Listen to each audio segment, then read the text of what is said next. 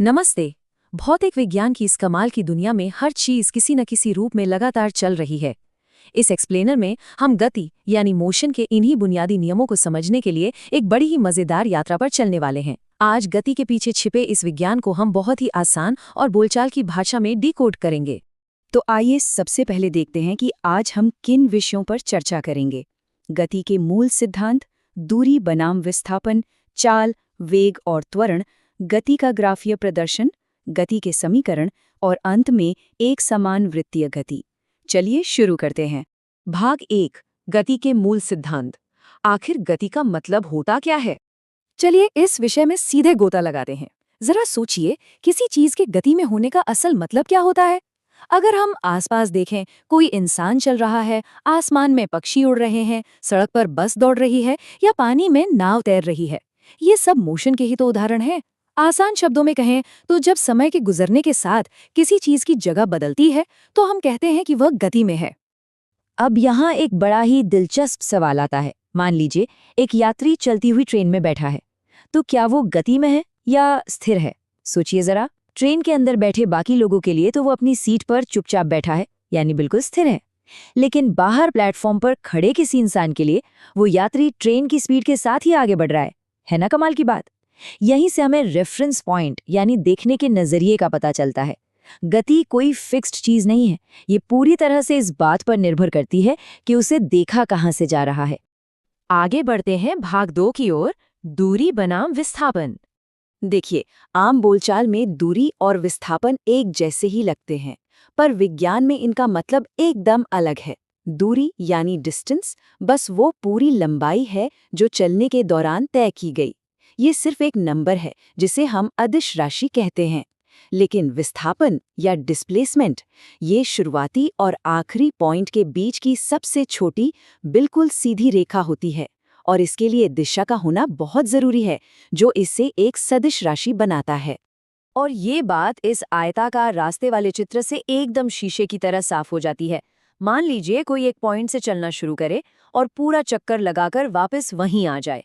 उसने एक अच्छी खासी दूरी तो तय कर ली, लेकिन क्योंकि उसका शुरुआती और अंतिम पॉइंट बिल्कुल एक ही है, तो उसका विस्थापन क्या होगा? एकदम शून्य, 0। भौतिकी का ये विचार वाकई में बहुत शक्तिशाली है। तो अब आते हैं भाग 3 पर, चाल, वेग और त्वरण। भारी भरकम गणितीय समीकरणों में उलझने से पहले आइए इन 3 बुनियादी बातों को समझ लेते हैं। चाल हमें बस इतना बताती है कि कोई चीज कितनी तेजी से दूरी तय कर रही है। वेग भी चाल ही है, बस इसमें एक फिक्स दिशा जुड़ जाती है, यानी दिशा के साथ चाल। और आखिर में आता है त्वरण। ये मापता है कि समय के साथ उस वेग में कितनी तेजी से बदलाव आ रहा है, रफ्तार बढ़ रही है, घट रही है या फिर बस दिशा बदल रही है। जरा इस सारणी के डेटा पर गौर कीजिए।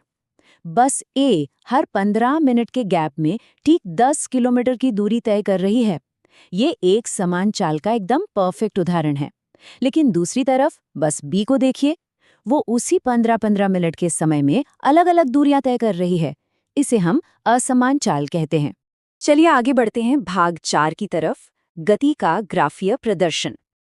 अब इस स्लाइड में जो बात सबसे ज्यादा दिलचस्प है वो है ये बिल्कुल सीधी विकर्ण रेखा। दूरी समय ग्राफ पर जब भी ऐसी एकदम सीधी तिरछी रेखा दिखे तो किसी गणितीय कैलकुलेशन की जरूरत ही नहीं पड़ती। ये ग्राफ खुद ब खुद साबित कर देता है कि गति एकदम एक समान है, हर गुजरते पल के साथ बिल्कुल बराबर दूरी तय की जा रही है।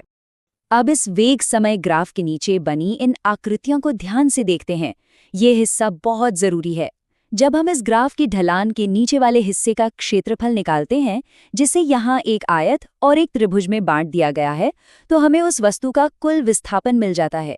देखिए कैसे ज्यामिति और भौतिकी मिलकर हमारी गणनाओं को इतना आसान बना देते हैं। हमारा अगला पड़ाव है भाग 5, गति के समीकरण।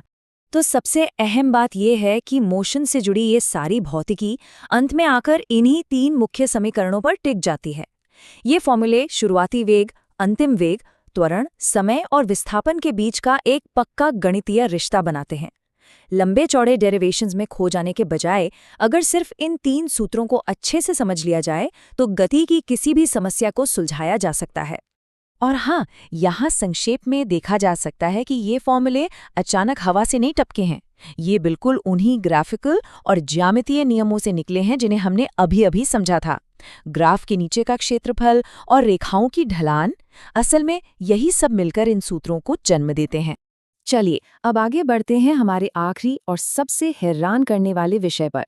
भाग 6, एक समान वृत्तीय गति। यहाँ एक बहुत ही विरोधाभासी बात सामने आती है।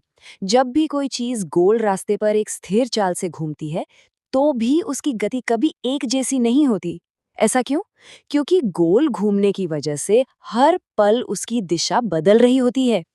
और याद है ना, दिशा बदलने का सीधा सा अर्थ है वेग का बदलना। इसीलिए एक समान वृत्तीय गति हमेशा एक त्वरित गति यानी एक्सिलरेटेड मोशन होती है। इस पूरे एक्सप्लेनर को समेटते हुए चलिए एक बहुत ही गहरे वैचारिक सवाल पर सोचते हैं। जब हमारी पृथ्वी खुद लगातार अपनी धुरी पर लट्टू की तरह घूम रही है और साथ ही सूर्य के चक्कर भी लगा रही है, तो क्या इस विशाल ब्रह्मांड में कोई भी चीज वास्तव में पूरी तरह से स्थिर अवस्था में हो सकती है? सोचने वाली बात है। सापेक्षता का यह मूल विचार गति को देखने का हमारा पूरा नजरिया ही बदल देता है। उम्मीद है कि गति के विज्ञान की ये समझ अब यकीनन और भी स्पष्ट हो गई होगी।